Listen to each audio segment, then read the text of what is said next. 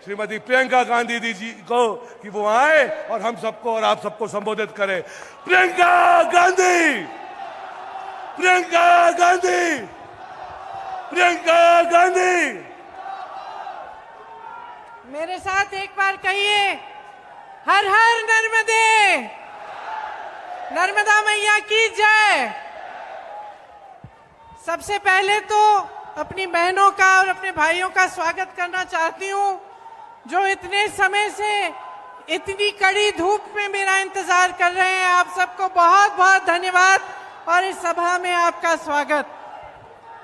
Shri JP Agarwal जी, श्री कमलनाथ जी, श्री दिग्विजय सिंह जी, श्री गोविंद सिंह जी, श्री विवेक तनखा जी, श्री राजमणि पटेल जी, श्री सुरेश पचौरी जी, श्री कांतिलाल भूरिया जी, श्री अरुण यादव जी, श्री अजय सिंह जी, श्री सत्यनारायण पटेल जी, नीलांशु चतुर्वेदी जी, संजय कपूर जी, जीतू पटवारी जी, Jaivardhan Singh ji, youth Congress, महिला Congress, NSUI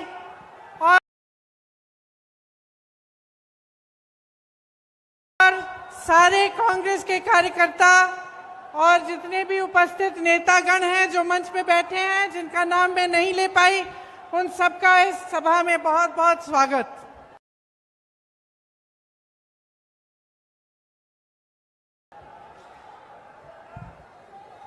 यहाँ आज महाकौशल की पावन और क्रांतिकारी धरती पर खड़े होकर मुझे बहुत गर्व हो रहा है।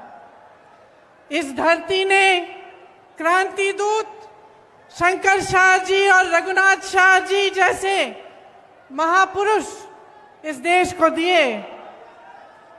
आदि विद्रोही टांट्या भील जी जैसे क्रांतिकारी पैदा किया। इस धरती ने पंडित द्वारका प्रसाद मिश्र जी, सेठ गोविंद दास जी जैसे महापुरुष हमें दिए। इस धरती को, जैसे आपने कहा, संस्कार धानी कहा जाता है। यहाँ ऐसी महिलाएं पैदा हुई जो सत्य के लिए लड़ी, क्रांतिकारी थीं और जिन्होंने इस धरती को और भी गर्वित किया। रानी दुर्गावती जी, रानी अहिल्याबाई, अवंतीबाई लोधी जी, ये उन्हीं की धरती है। आज मेरी बहनें इतनी बड़ी तादाद में यहाँ आई हैं, तो हम सब उनका आशीर्वाद मांगते हैं। और इस धरती ने देश भर में आदिवासी संस्कृति का झंडा बुलंद किया। इसीलिए आज यहाँ खड़े होकर हम आराध्य बड़ा देव जी को प्रणाम करते हैं और उनका भी आशीर्वाद मांगते हैं। देखिए, मध्य प्रदेश सिर्फ भारत का केंद्र नहीं है, भारत का दिल है, भारत की जान है। ये जो संस्कार धानी धरती है आपकी कहलाती जाती है, इसने साहित्य, संस्कृति और हमारी सभ्यता, हमारे संस्कार, इसने हमारे देश को दिए हैं। इन्हीं संस्कारों के आधार पर हमारा संविधान बना और ये जो आधुनिक भारत है, इन्हीं संस्कारों के आधार पर आगे बढ़ा। आज जब मैं नर्मदा पूजन करने गई तो मैं सोच रही थी कि यहाँ इस नर्मदा मैया से, इस धरती से सदियों से, शायद हजारों सालों से करोड़ों लोगों की आस्था जुड़ी हुई है। और क्या है ये आस्था जो हम सबको यहाँ लाती है? हम सब नर्मदा पूजन करते हैं, हमारे दिलों में वही भावना होती है जो भावना सदियों पहले उन लोगों में होती, उनके दिलों में होती होगी जो यहीं पर आके नर्मदा पूजन करते थे। मैं सोच रही थी कि ये जो आस्था होती है धर्म में, इस तरह की आस्था राजनीति में भी होनी चाहिए। इस तरह की आस्था नेताओं के दिलों में पब्लिक के प्रति, जनता के प्रति, देश प्रदेश के प्रति होनी चाहिए। और जिन्होंने हमारी स्वतंत्रता की लड़ाई लड़ी, मैं दावे के साथ कह सकती हूं कि उनके दिलों में इस तरह की आस्था थी। सब कुछ न्यौछावर करके, कभी कभी कुछ लोगों ने अपना जीवन दान दिया, कुछ लोगों ने अपने जितने भी घर थे, सब जितना भी उनके का धन था, सब कुछ दान दिया और हमारी स्वतंत्रता की लड़ाई में लड़े।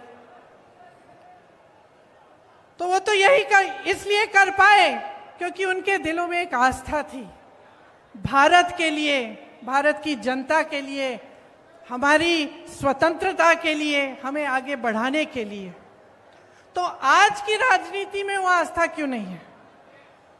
ये कर्मकांड क्यों बन गया है कि चुनाव के समय आकर घोषणाएं हो जाती हैं, तमाम आपको वादे किए जाते हैं, लेकिन उन वादों में जो वादा करता है उसकी खुद की आस्था नहीं है, उसकी खुद का विश्वास नहीं होता, करके चले जाता है। चुनाव हो जाता है, चुनाव जीत के घोषणाएं करके, लेकिन उसके बाद उनको पूरा करने की कोई कोशिश नहीं होती। तो आज यहां खड़े होकर, इस संस्कारधानी धरती पर खड़े होकर, मैं आपको याद दिलाना चाहती हूं एक पुरानी राजनीति की, जिसमें हमारे नेता जो कहते थे वो करके दिखाते थे, जिसमें हमारे नेता सब कुछ न्यौछावर करके आपके लिए दिन रात एक करते थे। आपकी सेवा सर्वोपरि होती थी उनके दिल में, उनके दिमाग में। और मैं कहना चाहती हूं कि जो आपके साथ पिछले 18 सालों से हो रहा है वो गलत हो रहा है, क्योंकि आपका इस्तेमाल हो रहा है, शोषण हो रहा है।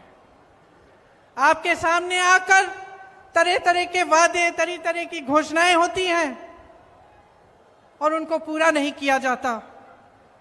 धन बल को लेकर, धनादेश के बल पर जनादेश को कुचला जाता है। आपको याद है, यहां पिछले चुनाव में हमारी सरकार बनी थी, आपने बनाई थी, लेकिन जोड़ तोड़ करके, पैसे लगाकर, हर तरह की चीजों को करके भाजपा के नेताओं ने हमारी सरकार तोड़ी और अपनी सरकार बना दी। चलिए, भाजपा की सरकार बन गई, कुछ अच्छा करके दिखाते तो कम से कम कुछ फायदा होता आपका। लेकिन मुझे खुद ताज्जुब हुआ, आज मैं अपने नोट पढ़ रही थी यहां आने के लिए, भाषण देने के लिए, तो मैं पढ़ रही थी कि कितनी बेरोजगारी है, कि शिक्षा के कोई संस्थान नहीं खोले, महंगाई कितनी बढ़ गई है। और मुझे ताज्जुब हुआ ये पढ़ के कि 3 सालों में इन्होंने मात्र 21 सरकारी नौकरी दी हैं। तो मैंने अपने ऑफिस को फोन किया, मैंने कहा ये गलत होगा, सही नहीं हो सकता ये आंकड़ा, इसको चेक करो, क्योंकि मैं मंच पे बोलूंगी तो गलत चीज नहीं बोलनी चाहिए मुझे। मैंने 3 बार ये आंकड़ा चेक कराया और 3 बार ये जवाब आया कि ये सही आंकड़ा है, कि 3 सालों में मात्र 21 नौकरियां दिलवाई हैं। ये किसकी सरकार है और कैसे चल रही है? और आप अगर आज जागरूक नहीं होंगे और आप ये समझेंगे नहीं कि ये जो रिश्वत राज चलाया है इन्होंने, जिसकी वजह से जब आपको कुछ भी चाहिए होता है, चाहे आप नौकरी के लिए जाते हैं, चाहे आप छोटे से छोटे काम कराने के लिए निकलते हैं, तो आपको रिश्वत देनी पड़ती है। तो ये जो रिश्वत राज है इनका, जो घोटाला राज है इनका, इसको अगर आप आज बंद नहीं करेंगे तो आपके भविष्य को क्या होगा? ये सवाल आप अपने आप से पूछिए। घोटाले पे घोटाला हो रहा है यहां मध्य प्रदेश में। राशन का घोटाला, स्कॉलरशिप का घोटाला, व्यापम घोटाला, शिक्षक पात्रा भर्ती घोटाला, पुलिस भर्ती का घोटाला, खनन घोटाला, कोरोना घोटाला, बिजली विभाग का घोटाला, ई टेंडर का घोटाला, टीवी सेट वितरण का घोटाला। कितने सारे घोटाले हैं। इतनी लंबी लिस्ट है घोटालों की कि जो मोदी जी ने वो गालियों वाली लिस्ट निकाली, उससे लंबी तो ये लिस्ट है।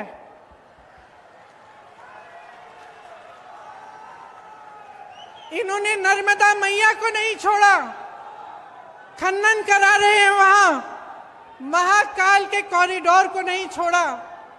एक पुजारी जी है महाकाल के, मेरा उनसे संपर्क है, उन्होंने मुझे वीडियो भेजा कि तेज हवा चल रही है और जितनी इमारतें इन्होंने बनाई हैं सारी गिर रही हैं, क्योंकि उसमें भी घोटाला किया, उसमें भी किसी ने पैसे खाए हैं। तो कहां रुकेंगे ये लोग? और जो आपकी संस्कृति है, जो यहाँ के संस्कार हैं, उनका आप याद कब दिलाएंगे नेताओं को? ये मैं आपसे पूछना चाहती हूँ। 220 महीनों के शासन में 225 घोटाले किए हैं इन्होंने। तकरीबन हर महीने एक नया घोटाला कर रहे हैं। इससे आपके जीवन पर क्या असर पड़ता है, कभी आपने सोचा है? हम सब कहते हैं, टीवी पे देख लेते हैं कि चलो घोटाला हो रहा है, कोई पैसे कमा रहा है, कहीं पे कोई नेता अपना बड़ा बड़ा महल बना रहा है, तो हम ये भी सोच सकते हैं भाई हमारा क्या, वो कमा रहा है, ठीक है कमा रहा है। लेकिन इसका बहुत बड़ा असर आप पे पड़ता है। जो भ्रष्टाचार होता है, इसका सबसे बड़ा असर पब्लिक पर ही पड़ता है, क्योंकि जहां पे सरकार का ध्यान होना चाहिए, मंत्रियों का ध्यान होना चाहिए, वहां से ध्यान हटता है। सिर्फ जब लूट और सत्ता में ध्यान रहता है तो पब्लिक का ध्यान नहीं रहता। जहां विकास के कार्य करने पड़ते हैं, पैसे उनमें डलने चाहिए, पूंजी उसमें डलनी चाहिए, वो नहीं डलती। जब अपने लिए पैसे लूटने में पड़ जाते हैं नेता, तो पब्लिक पीछे छूट जाती है, आपकी जरूरतें पीछे छूट जाती हैं, और जो कार्य होने चाहिए आपके लिए वो नहीं होते। 18 सालों से ये सत्ता में है, तो आप सोचिए, जब इतने सालों से कोई सत्ता में रहता है तो एक आलस सा हो जाता है। वो सोचता है कि वो कभी सत्ता छोड़ने वाला नहीं है, कि वो निकलेगा नहीं सत्ता से, और ये इनके व्यवहार में स्पष्ट दिखने लगा है। जैसे कुछ दिनों पहले यहां आकर उन्होंने एक महिलाओं के लिए एक अनाउंसमेंट की, तो इसलिए की क्योंकि 6 महीने में चुनाव आ रहा है। भाई तुम्हारी 5 साल से सरकार थी, 3 साल से तुम चले आ रहे हो, सरकार चला रहे हो, तो तुमने ये घोषणा पहले क्यों नहीं की? इस समय करने की क्या जरूरत है? तो ये इनका व्यवहार दिखा रहा है हमें कि ये सब कर्मकांड है। इनके दिलों में आपके लिए कोई आस्था नहीं है, कोई विश्वास नहीं है अपनी ही बातों पर। यहां आकर घोषणाएं करते हैं, उन्हें पूरा नहीं करते। बड़ी बड़ी बातें होती हैं, डबल इंजन, ट्रिपल इंजन की बातें होती हैं। बहुत देख लिए हमने डबल इंजन और ट्रिपल इंजन की सरकारें। हिमाचल में भी ये कहते थे, कर्नाटका में भी ये कहते थे, और जनता ने दिखा दिया इनको कि ये डबल इंजन की बातें बंद करो, ये दिखाओ, नहीं तो आपको हम निकाल देंगे। तो आज आपके प्रदेश में कमर तोड़ महंगाई है। मैं जानती हूं, मेरी बहनें यहां बैठी हैं, कितना संघर्ष करती हैं आप। मैं जानती हूं कि सुबह से शाम तक आप काम करती हैं, और मेरे भाइयों बुरा मत मानना, लेकिन मैं महिलाओं में कहूंगी कि महिलाएं थोड़ा आपसे ज्यादा काम करती हैं, क्योंकि आप खेती में काम करते हैं या मजदूरी करते हैं तो घर आके आप आराम से, महिलाएं बाहर जाती हैं, काम करती हैं, मजदूरी करती हैं, या कोई नौकरी करती हैं या ऑफिस में ही बेशक काम करती हैं, तो घर आके भी काम करती हैं। और जब तक घर का काम खत्म नहीं होता, जब तक सब सही सलामत नहीं होते, सबने खाना नहीं खाया होता, तब तक सोती नहीं है। इसीलिए मेरे दिल में एक खास जगह है अपनी बहनों के लिए। और मैं जानती हूं कि महंगाई का बोझ सबसे ज्यादा आप उठा रही हैं। गैस सिलेंडर को तो इतना महंगा कर लिया है कि खरीद नहीं पाते, भरवा नहीं पाते। आप सब्जी खरीदने के लिए दुकान जाती हैं तो आधी चीजें आप बगैर खरीदे ही वापस आ जाती हैं। और महंगाई की मार सिर्फ महिलाओं को नहीं लेकिन सबको है। किसानों को देखिए, पेट्रोल डीजल के दाम इतने बढ़ गए हैं, जो भी इस्तेमाल करना पड़ता है, चाहे खाद हो चाहे कुछ भी हो, सब महंगा पड़ गया है। बहुत ज्यादा महंगाई हो गई है।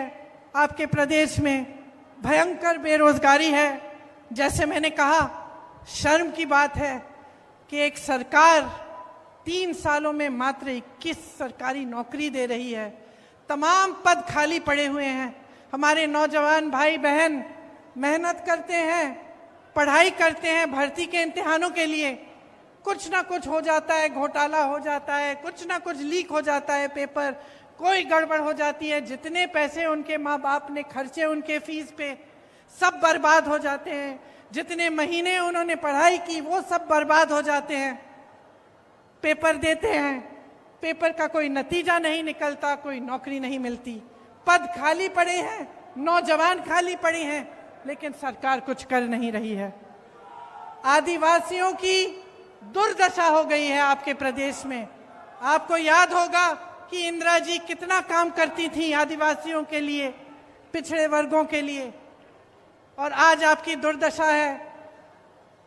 अत्याचार बढ़ रहे हैं, चाहे बुजुर्गों पे, चाहे बच्चों पे, चाहे आदिवासियों पे, चाहे दलितों पे।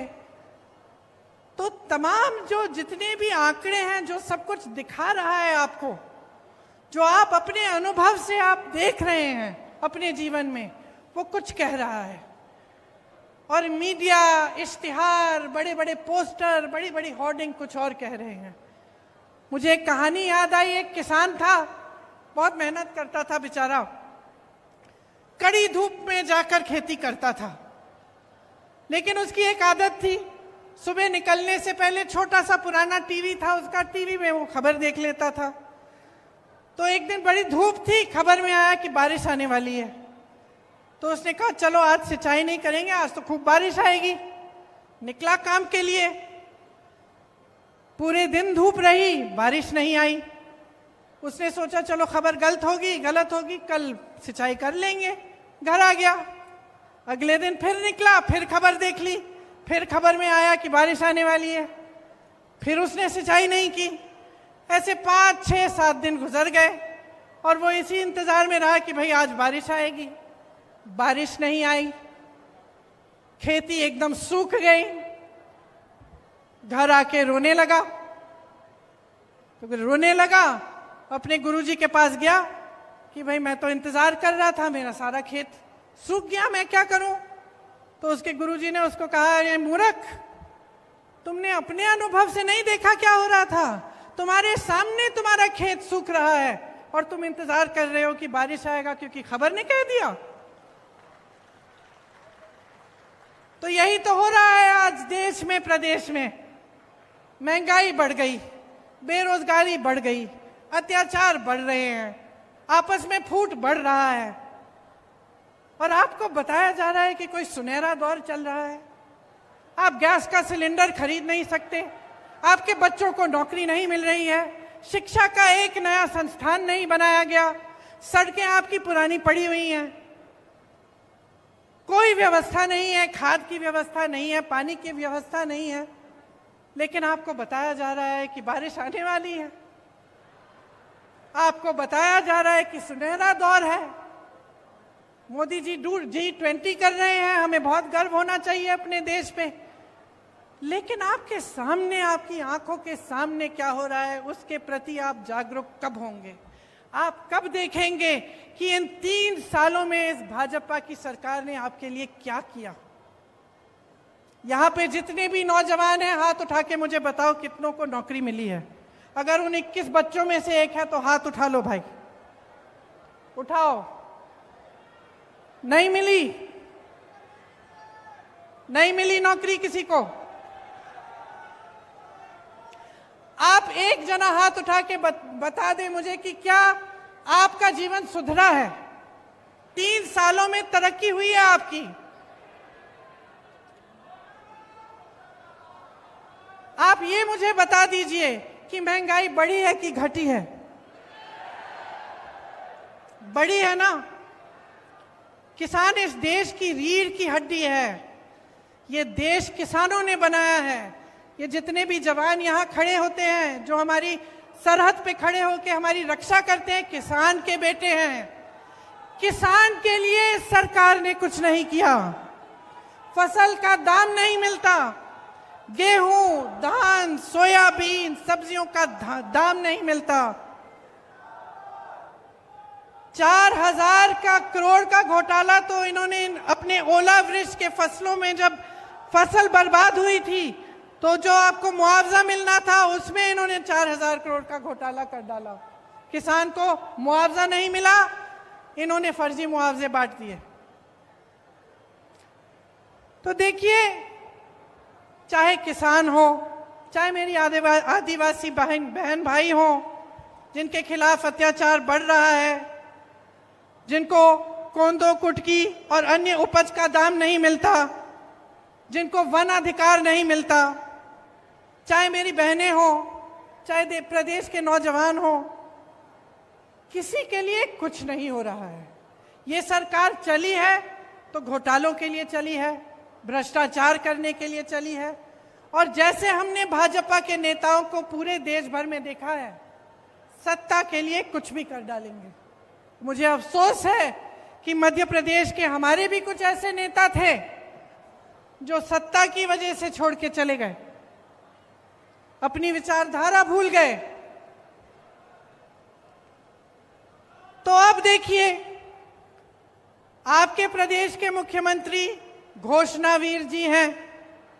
18 सालों में इन्होंने 22,000 घोषणाएं की। अगर 22,000 नौकरियां ही दिलवा देते तो कुछ फायदा होता है इनका, लेकिन इन्होंने कुछ नहीं किया। जितनी घोषणाएं की उनमें से 1% शायद पूरी होंगी। तो सच्चाई आपके सामने है। ये जबलपुर शहर है, आप सब जानते हैं, देश प्रदेश चलाने के लिए देखिए एक विजन चाहिए होता है, एक नजरिया होना चाहिए, एक इच्छा होनी चाहिए निर्माण करवाने की।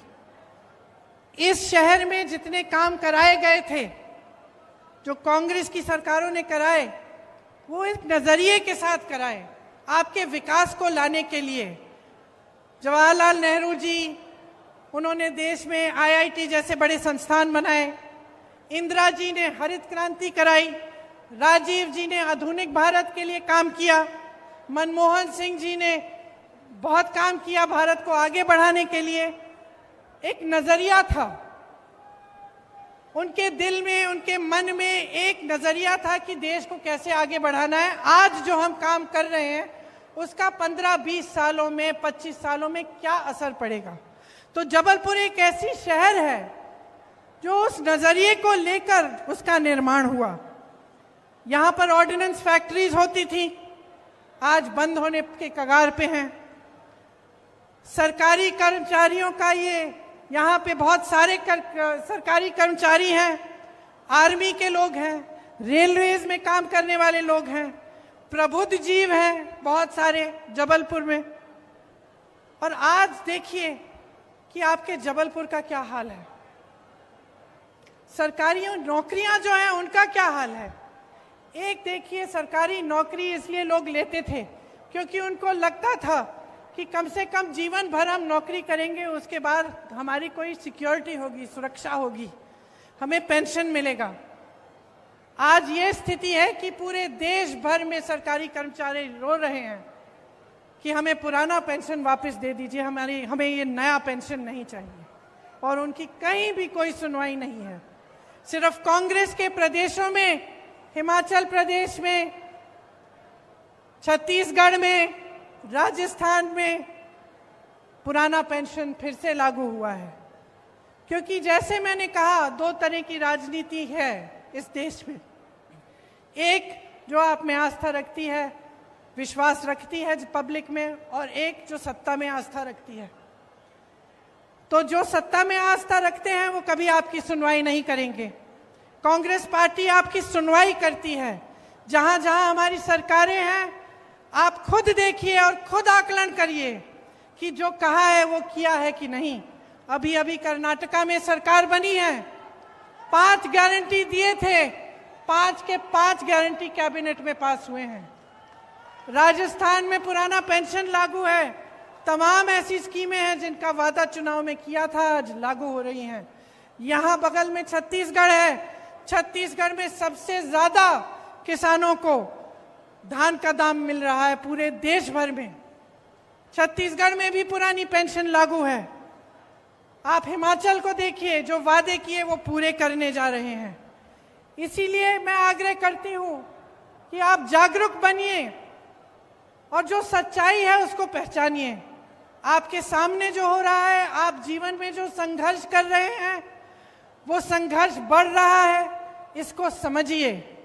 और ये देखिए कि कांग्रेस पार्टी के नेता, कांग्रेस पार्टी की सरकारें अपने प्रदेशों में क्या कर रही हैं, और आपको खुद समझ में आ जाएगा कि जब कांग्रेस की सरकार मध्य प्रदेश में आई थी, जिससे पहले कि भाजपा ने उसको गिराकर ये सरकार बनाई, तब उन्हीं 1.5 सालों में कितना काम किया गया।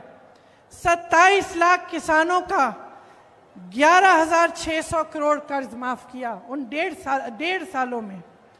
सामाजिक सुरक्षा पेंशन को 300 रुपए से 600 रुपए तक बढ़ाया गया था। 1 करोड़ परिवारों को 100 रुपए में 100 यूनिट बिजली योजना का फायदा हुआ था। 1000 गौशालाओं का निर्माण हुआ था। आदिवासियों के लिए 12,000 बर्तन बैंक बनाए गए थे। ये सब काम 1.5 साल में कांग्रेस की सरकार ने किया, और आज भी ऐसे ही काम कांग्रेस की सरकारें जहां जहां उनकी सरकार है वहां पे कर रही हैं।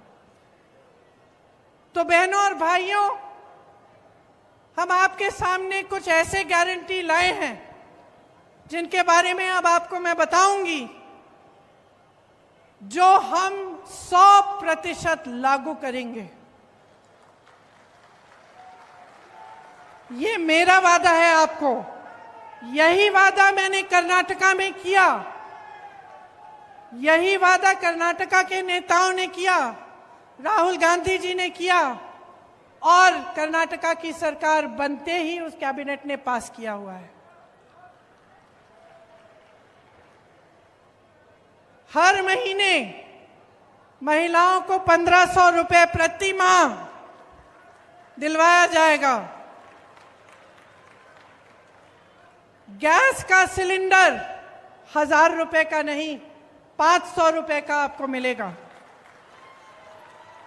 आपके लिए 100 यूनिट बिजली माफ होंगे, सबके लिए।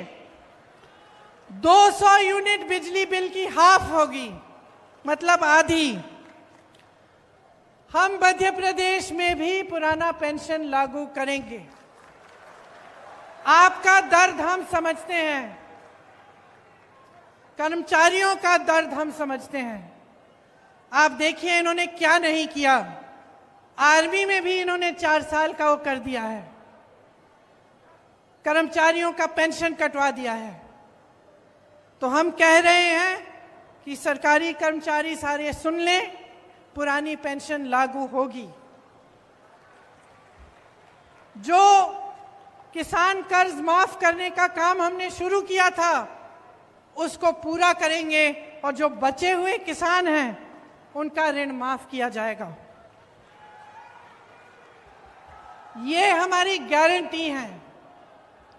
और देखिए, दिल से मैं कह रही हूं कि बहुत साल हो गए, केंद्र में 9 साल हो रहे हैं, आपके प्रदेश में 18 साल हो रहे हैं।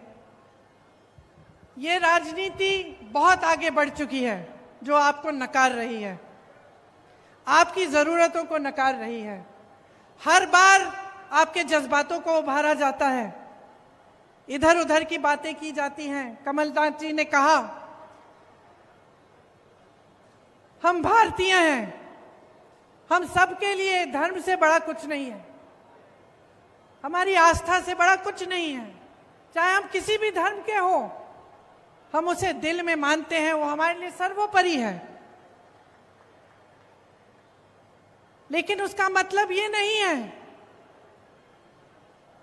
कि पब्लिक को बहकाया जाए, कि पब्लिक के जज्बातों को उभार कर वोट मांगा जाए, उसका मतलब नहीं है।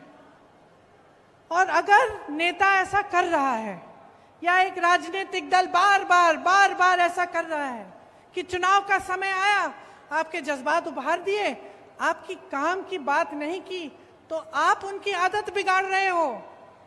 वो तो है ही बिगड़े, क्योंकि आपको बार बार जज्बातों पर उकसा रहे हैं, लेकिन आपका काम नहीं कर रहे हैं। लेकिन आप बिगाड़ रहे हो क्योंकि आप बुरी आदत डलवा रहे हो। उस नेता को कभी ये एहसास नहीं होगा कि अगर वो आपका काम नहीं करेगा तो उसको सत्ता छोड़नी पड़ेगी। समझ रहे हैं आप मेरी बात? आपको समझाना पड़ेगा, दिखाना पड़ेगा नेताओं को, और उसमें हम सब शामिल हैं, कि अगर हम आपका काम नहीं करें और चुनाव के समय आपके जज्बात उभारने की बात कर लें, या आपको किसी जैसे आप जज्बाती मामले पे आपको उकसा दें और फिर उसके बल पर आपके वोट लेके सत्ता में बैठ जाएं, लेकिन फिर आपकी बिजली हम ना दिलवाएं, आपका विकास हम ना करवाएं, आपकी सड़कें ठीक नहीं हो रही हैं, आपके बच्चों के लिए शिक्षा के मौके नहीं दिलवा रहे हैं, नौजवानों को रोजगार नहीं दिलवा रहे हैं, और सिर्फ सत्ता के मजे ले रहे हैं, तो आपको सबक सिखाना पड़ेगा। तो मैं कहना चाह रही हूं कि 18 साल हो चुके, 18 साल में आपने सब कुछ देख लिया। अगर किसी इंसान ने 18 साल में अपनी असलियत आपको नहीं दिखाई और आपको ये पता नहीं चला कि वो आपका काम नहीं करने वाले हैं, तो शायद कभी नहीं पता चलेगा। अब 18 सालों में आपने सब कुछ देख लिया, घोषणाएं देख ली, असलियत देख लिया, टीवी में विज्ञापन देख लिए, असलियत देख लिया, बड़ी बड़ी होर्डिंग देख लिए, बड़े बड़े इवेंट देख लिए और सच्चाई देख ली। तो अब आप तय करिए, बच्चों के भविष्य का निर्माण करना है कि नहीं? करना है कि नहीं? करना है। अपने देश प्रदेश को विकसित बनाना है कि नहीं? अपने नेताओं को जवाबदेह बनाना है कि नहीं? बनाना है ना? तो मन बना लीजिए, मन बना लीजिए। 6 महीनों में चुनाव है, 6 महीने हैं सोचने के लिए, समझने के लिए, और जो आपने 18 सालों में देखा है उसका आकलन करने के लिए 6 महीने हैं, ये समझने के लिए, देखने के लिए कि कांग्रेस की सरकारें क्या कर रही हैं अपने प्रदेशों में। जागरूक बनकर देखिए, समझिए, सुनिए और अपना वोट अपने पक्ष में डालिए। एक ऐसी राजनीति को बनाइए अपने देश में, अपने प्रदेश में, जो आपके प्रति जवाबदेह बने।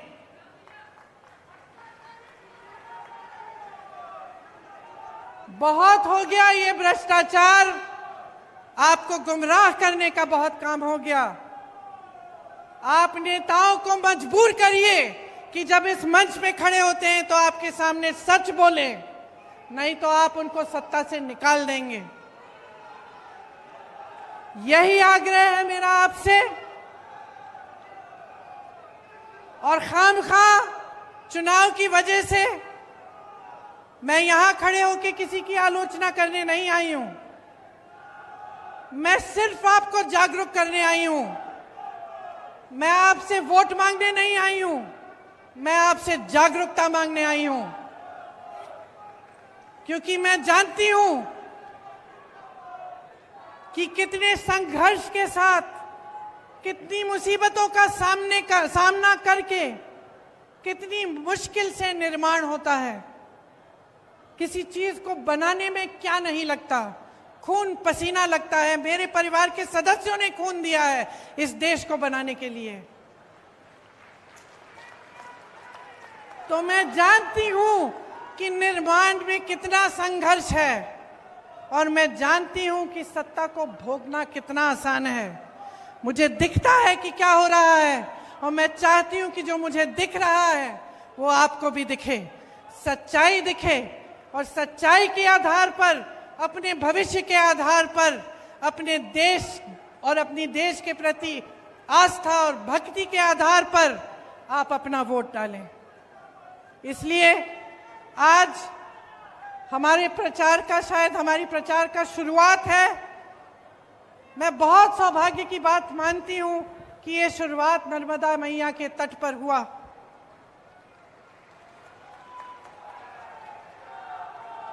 क्योंकि हम सब जो यहाँ पे बैठे हैं इस मंच पर, नर्मदा मैया के तट से आए हैं। हम झूठ नहीं बोलेंगे आपके सामने। हमारी एक ही सच्चाई है, हम देश के लिए समर्पित हैं, आपके लिए समर्पित हैं और पूरी निष्ठा से, प्रेम से आपके लिए दिन रात काम करेंगे। आप सबको बहुत बहुत धन्यवाद कि आपने मेरी कुछ लंबी बातों को इतने ध्यान से सुना। मेरी आशा है कि इन पर ध्यान में आप घर जाकर भी देंगे और थोड़ा समझने की कोशिश करेंगे कि आपकी भलाई के लिए ही मैंने ये सब बातें कही। बहुत बहुत धन्यवाद। जय हिंद, जय हिंद, जय हिंद। जगत गुरु शंकर